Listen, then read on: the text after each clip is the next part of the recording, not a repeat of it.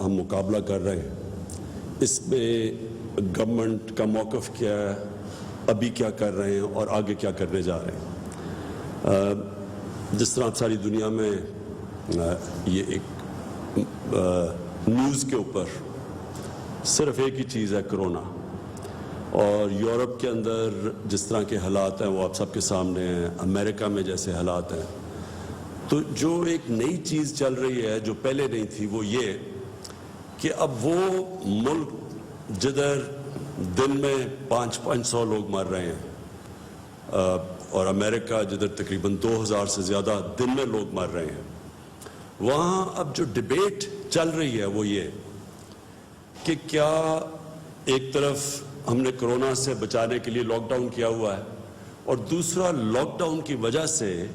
جو ایک معاشرے پہ جو اثرات آ رہے ہیں، معاشی طور پہ جو لوگوں کے حالات اب مشکل حالات میں گھروں میں بند ہیں، تو یہ ایک پوری ڈیبیٹ چل رہی ہے کہ اب کیا کیا جائے، کتنا لاک ڈاؤن کم کیا جائے، کتنا لاک ڈاؤن کھولا جائے اور پھر کرونا سے بھی اپنے لوگوں کو بچایا جائے۔ تو یہ ساری جگہ پہ چل رہا ہے، اور ان ملکوں نے جدھر ابھی بھی کئی 500-600 لوگ دن میں مر رہے ہیں، انہوں نے بھی اب لاک ڈاؤن کے اندر فیصلہ کیا ہے کہ کمی لے کے آئیں، کئی چیزیں کھول دی ہیں، دکانیں کھول دی ہیں،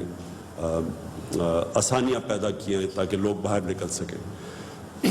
اب پاکستان، ہمارے اب تک جو میں نے آج پتہ چلا ہے تو اب تک ہمارے 192 لوگ اس وائرس کی وجہ سے بدقسمتی سے فوت ہو چکے ہیں۔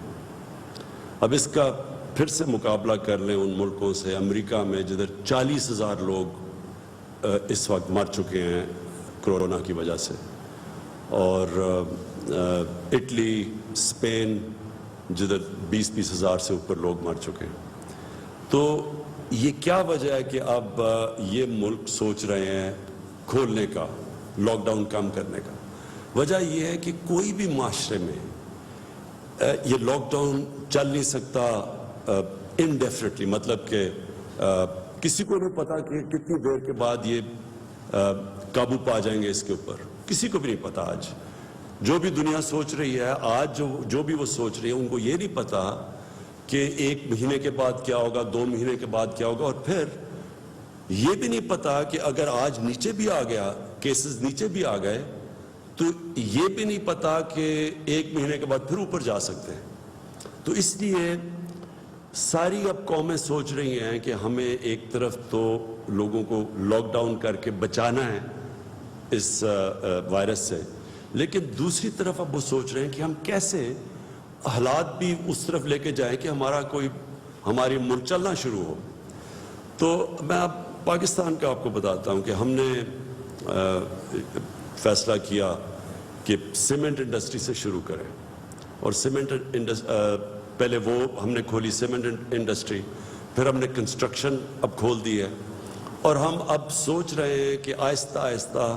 اور یہاں حماد اظہر بیٹھے ہوئے جو انڈسٹریز کے منسٹر ہیں، اور یہ میں آپ کو بتاؤں کہ ہمارے جو صبح میٹنگ ہوتی ہے اسد عمر کرتے ہیں، یہ جو ہمارا نیشنل سینٹر بن چکا ہے کمانڈ اینڈ آپریشن کا، اس کے اندر سارے صوبوں سے ڈسکس کر کے تو اب ہم اس کو آگے بڑھا رہے ہیں کہ ہم کیسے اپنے ملک کو آگے چلا سکتے ہیں۔ میں پھر سے آپ سب کو بتا دوں کہ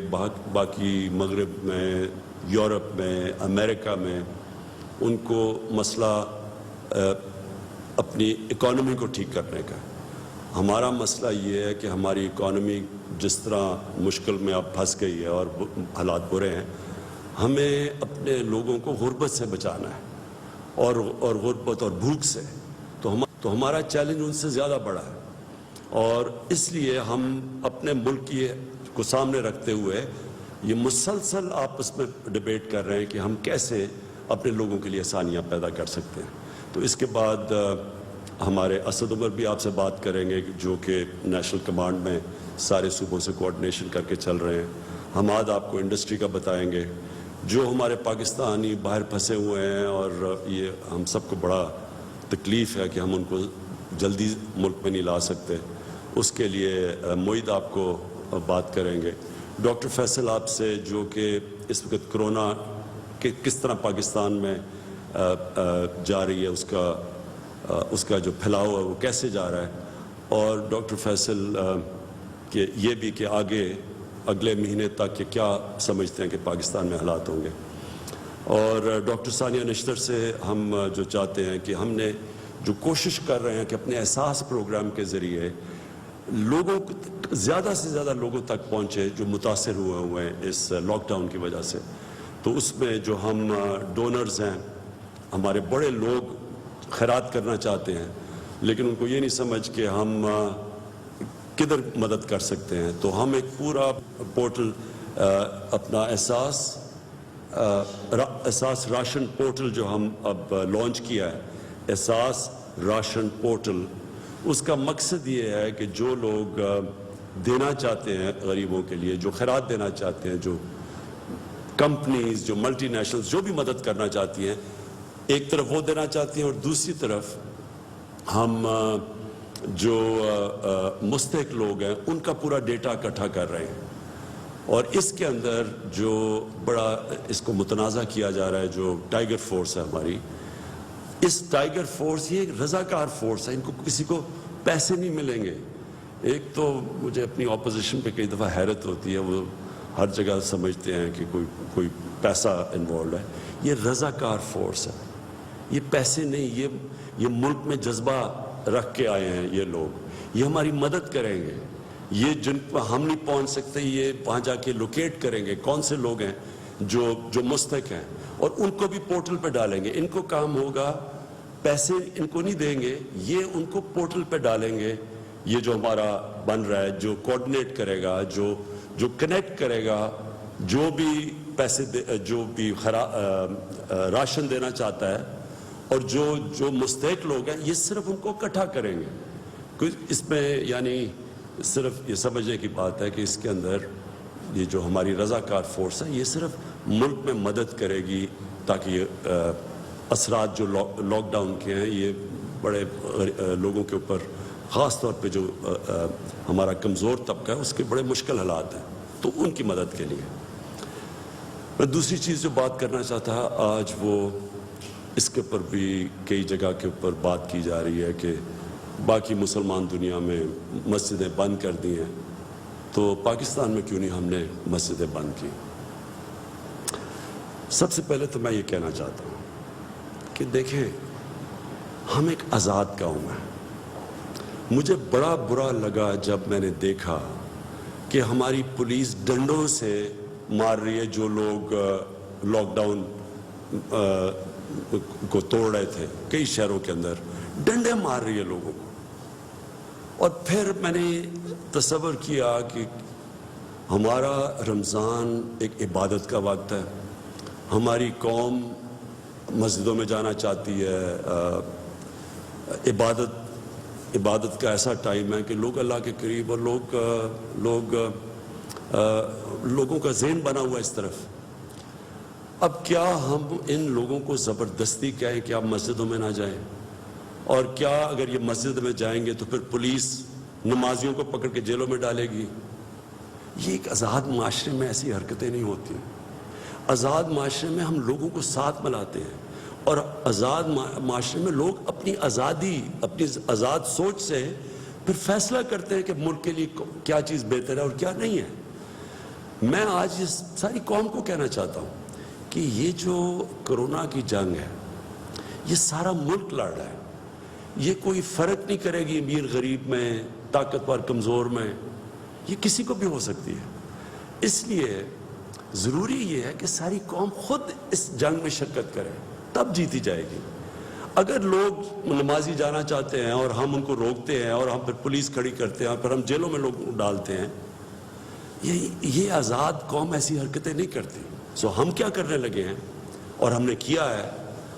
ہم نے علماء سے ملاقاتیں کی,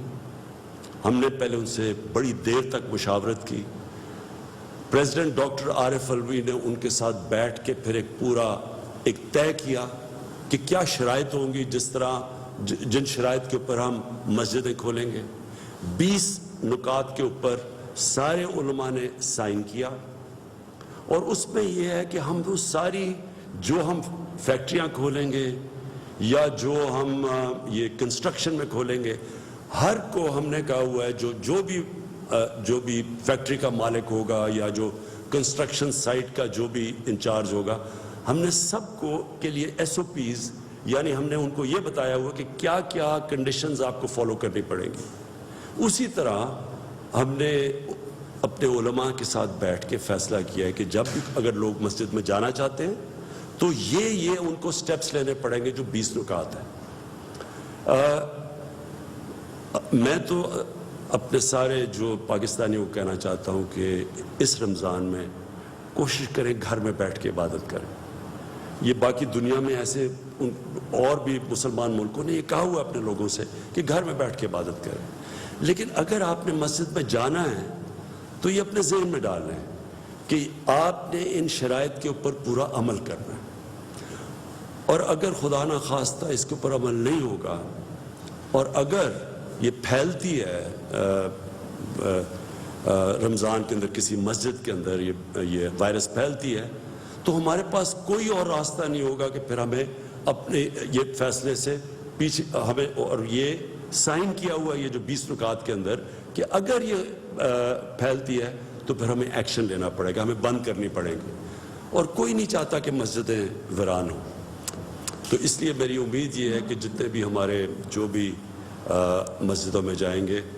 پوری طرح ان کنڈیشنز کے اوپر پوری طرح عمل کریں گے۔